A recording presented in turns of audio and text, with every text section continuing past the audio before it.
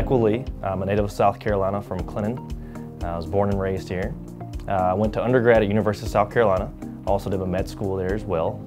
I trained for residency for orthopedics in Charlotte, North Carolina. And I did a fellowship in orthopedic foot and ankle in Tampa, Florida. Common things I treat are ankle arthritis, midfoot arthritis, lower extremity deformities, bunions, hammer toes, ankle sprains, diabetic Charcot deformities. For athletes, I manage a host of problems outside of just ankle sprains. We see common tendonitis.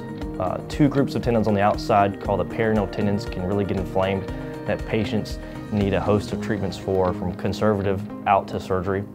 Achilles tendon injuries are common but can be misdiagnosed.